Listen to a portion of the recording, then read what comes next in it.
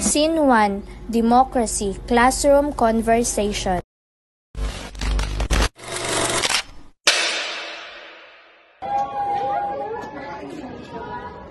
Guys, what is democracy? Democracy is people's power. Alam mo guys, so kami sa bansa natin. Oo nga, yan ang democracy. May freedom tayo magsalita at pumili ng gusto nating leader. Pero minsan, nakakalimutan ng iba kasama sa democracy ang respeto ng iba. Tama, kasi kung walang democracy, kung magkakagulo lang.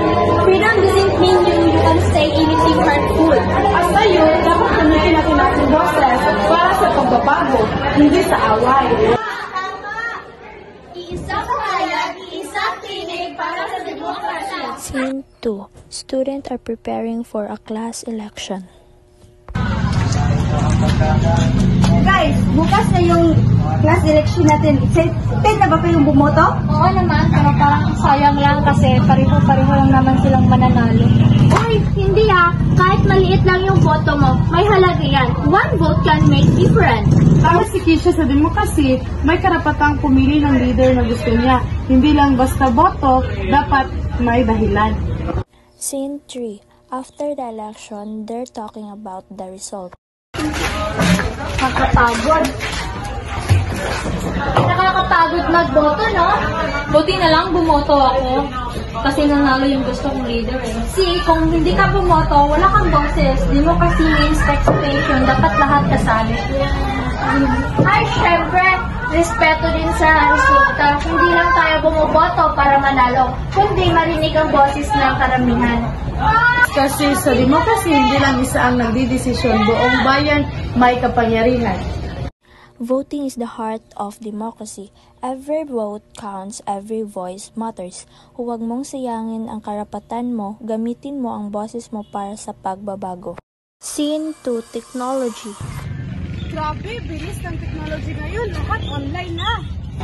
Pero dapat responsible user tayo. Technology can help us to learn. Pero minsan nakakasama sa atin pag mali ang paggamit. Like social media, minsan marami ang fake news kaya think before you share.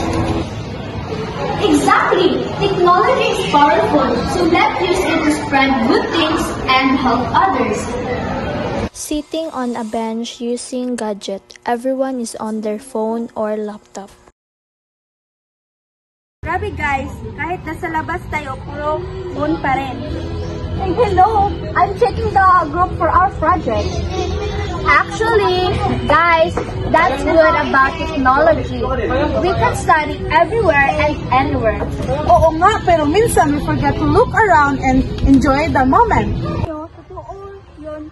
Technology means things easier. Pero, minsan nakaka-isolate din. Yeah, like connected ka naman sa internet, pero disconnected ka naman sa Kaya dapat balance lang. Use technology for learning and communication, pero huwag natin kalimutan magpahinga. Right, technology is great, but it's more powerful if you use it wisely.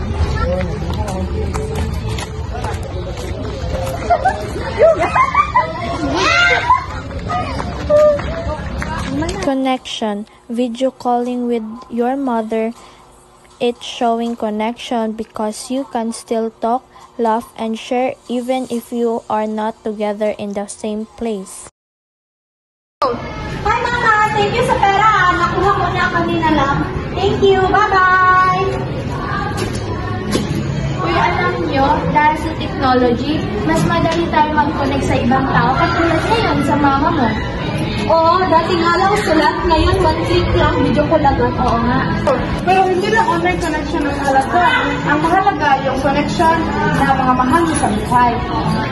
Kaya dapat palakasin natin ang ating connection both online and real life. Relationship. Scene 1, School Hallway. After class. Magkakasama silang apat naglalakad at nagtatawanan. Grabe guys, I can still do this fast quiz. Akala ko bagsak na tayo. Christy guys, may lucky pendant ka ba din?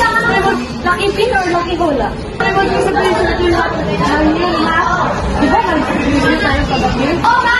That's what I love about us. Teamwork kahit sabaw na sa puyan. Networking. Scene 1. School canteen conversation with friends. The group is seated preparing a presentation about networking. So guys, our topic is networking. Pero ano nga ulit ibig sabihin nun? Simple lang. Networking means connecting with people to share ideas, opportunity, and information. Para diba, kunita ng lahat ng devices ng mag-share ng data. Exactly, person. Like, networking means building connections with people, classmates, or even professionals. Networking is more than just making friends. It's about building bridge, sharing knowledge, and help each other grow.